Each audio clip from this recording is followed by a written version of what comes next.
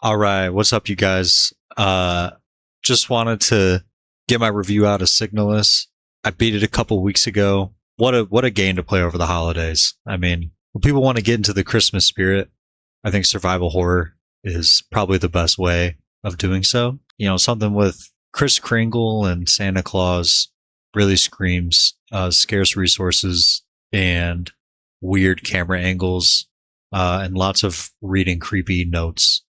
Probably the creepy notes the most. Reminds me of Santa Claus. But in any case, man, what a great game this was. Like, I think I randomly Googled what game I should play, and I don't even remember the other suggestions because when I Googled what Signalis was, I think I knew I like had to check it out and play it. You know, as a kid, I mean, playing with my buddies and stuff, like we loved playing Resident Evil. I never owned a GameCube, but my friend did, and he had like the remastered version of Resident Evil 1, the one with Jill Valentine, and that game is just burned into my memory.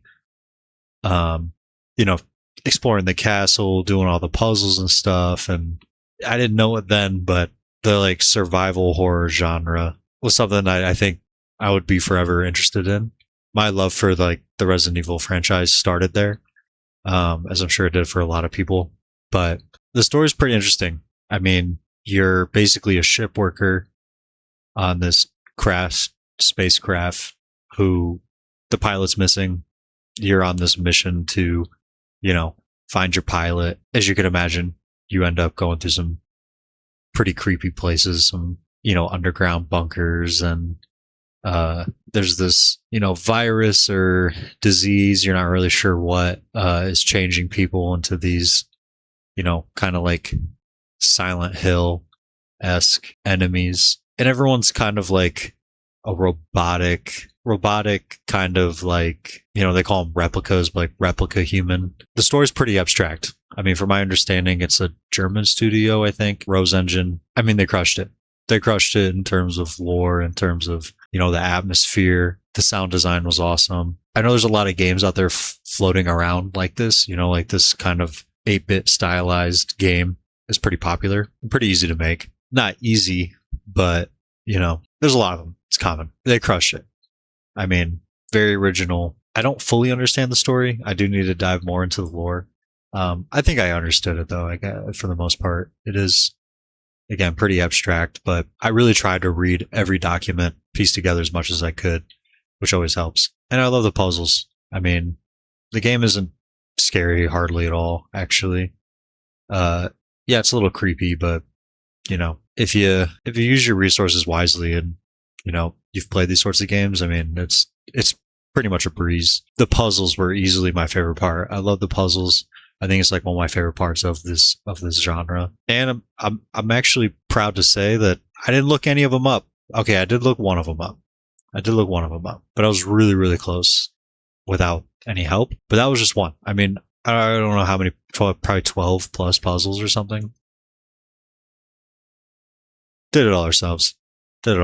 So that's pretty satisfying. That makes the game a lot more fun, a lot more enjoyable. But yeah, it was cool to play something that's not, you know, like Arc Raiders or like, you know, Battlefield or something like mega in your face, you know, intense all the time. And just play something that you can kind of take your time with and explore. Highly recommend this game. Honestly, I think for a survival horror game, I give it a 10 out of 10. When you talk about like it feels like such an homage to the genre and to like the Silent Hill games and to like Resident Evil while doing something original all its own. It's pretty cool. I remember when I saw the reviews and I saw like all the praise for it, I was really wondering, you know, is it that good?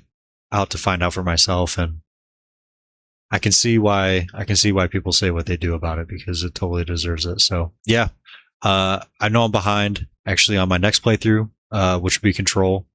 That is coming soon.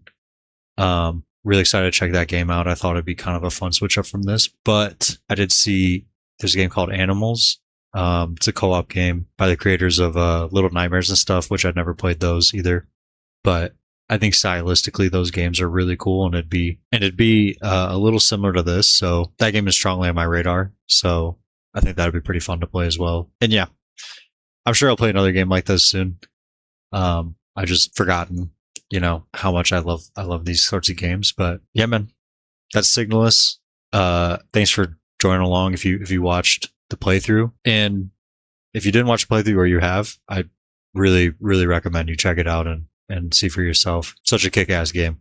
So that's pretty much it. All right. See ya.